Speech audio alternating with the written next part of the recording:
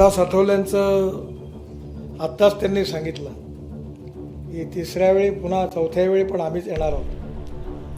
आमची गॅरंटी नाही आहे, पण त्यांची गॅरंटी पक्की आहे.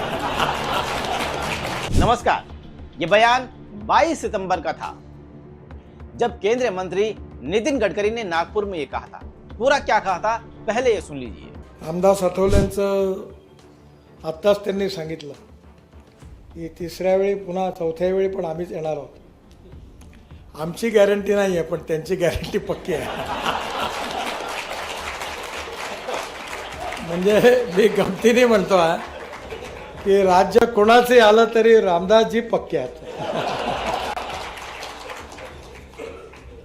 कारण त्यांनीच हे एकदा प्रकट भाषणात सांगितलं आणि त्यांना हे जसं ते मौसमी शास्त्रज्ञ आहेत, तेव्हा लालू प्रसाद यादवनी एकदा असं म्हटलं होतं रामविलास पासवानला कि ये बहुत बड़ा राजनीतिक मौसम शास्त्रज्ञ है और क्या होने वाला इनको पता होता है, उसके अनुसार उनकी नीति अपनाते हैं. रामदासजींनी पण आपल्या आयुष्यामध्ये दलित समाजाच्या उत्कर्षाकरता काम करत असताना आणि विशेषतः मंत्रिमंडळात मंत्री असताना. तो गडकरी ने नागपुर में कहा कि केंद्र में बीजेपी चौथी बार सरकार बनाए या न बनाए इसकी कोई गारंटी नहीं है, लेकिन हमारे सहयोगी रिपब्लिक पार्टी ऑफ इंडिया के चीफ रामदास अठावले अगली सरकार में मंत्री जरूर बनेंगे. ये बात मजाक में कही, ये मजाक में उन्होंने दिल से कही. खैर, गडकरी की कही पहली लाइन कि बीजेपी चौथी बार सरकार बनाए इसकी कोई गारंटी नहीं है, ये सबसे अहम है. इस पर बहस के कई एंगल हो सकते हैं, लेकिन गडकरी ने मजाक सिर्फ एक बार नहीं किया है. पिछले 3 दिनों से वो कुछ न कुछ ऐसा कह रहे हैं जो सीधे सीधे तो नहीं, लेकिन इशारों ही इशारों में मोदी और शाह पर अटैक कर रहा है. जैसे 20 सितंबर को गडकरी ने एक कार्यक्रम में कहा कि राजा को ऐसा होना चाहिए कि कोई उसके खिलाफ बात करे तो उसे बर्दाश्त करे, आलोचनाओं का आत्मचिंतन करे.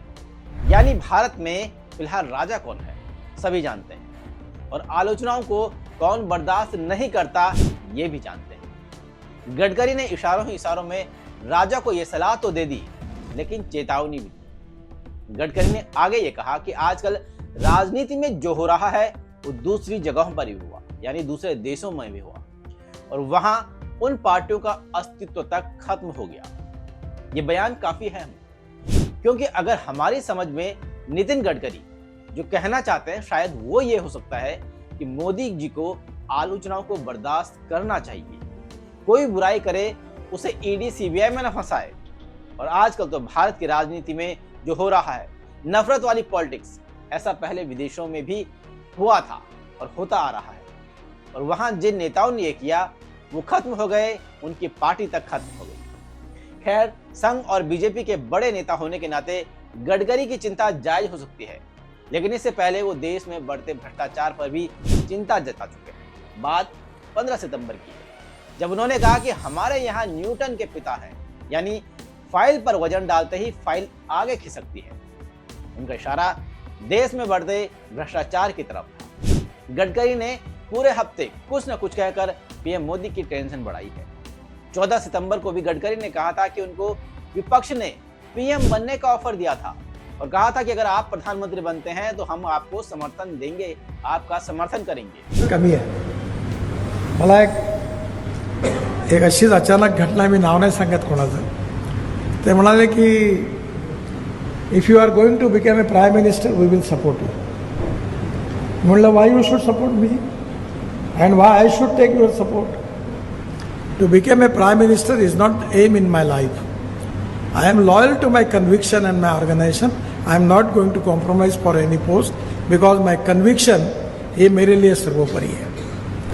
खैर, गडकरी ने ये ऑफर ठुकरा दिया था जो गडकरी ने कहा है. तो ये सब केंद्रीय मंत्री गडकरी ने पिछले 3 दिनों में कहा है. उनके धड़ाधड़ दिए जा रहे इन बयानों के मायने क्या है?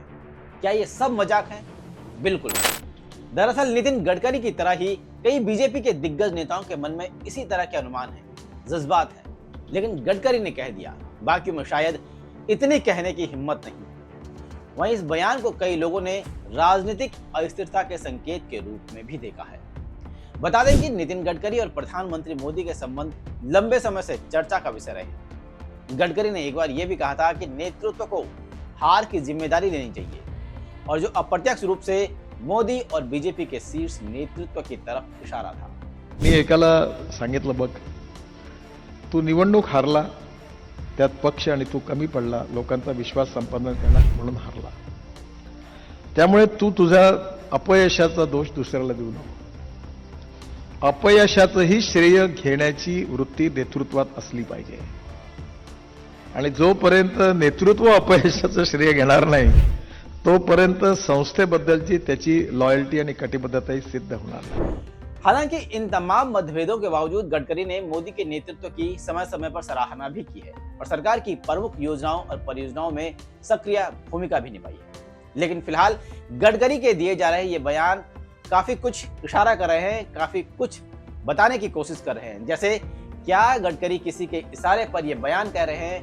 क्या गडकरी और मोदी के बीच संबंध अच्छे नहीं है, या क्या गडकरी को लगता है कि भविष्य में वाकई में बीजेपी की सरकार नहीं बनने वाली है, या जो उन्होंने कहा है कि चौथी बार बीजेपी की सरकार बने इसकी कोई गारंटी नहीं है, क्या उनको पता है, या बीजेपी की पार्टी के अंदर आखिर ऐसा क्या चल रहा है? दूसरी तरफ उनके इन बयानों पर कोई प्रतिक्रिया उनकी पार्टी की तरफ से नहीं आ रही है। सब के सब सुन रहे हैं और समझ रहे हैं, लेकिन चुप्पी साधे हैं।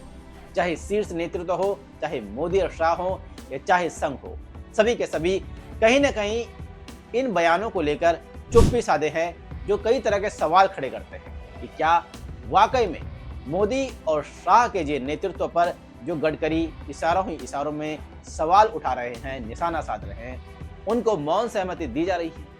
बहरहाल गडकरी ने बयान दे दिए हैं और आने वाले दिनों में देखते हैं कि उनके बयान के मायने क्या निकलते हैं और देश की राजनीति किस दिशा की ओर जाती है। खासकर बीजेपी में चल रही जो अंदरूनी घमासान है, उसका क्या पटाक्षेप होता है। नमस्कार। गधे उधर गधे, सब तरफ गधे ही गधे, अच्छे घोड़ों को नहीं है घास और गधे खा रही चौवन त्रास। समझने वाले को इशारा काफी होता है।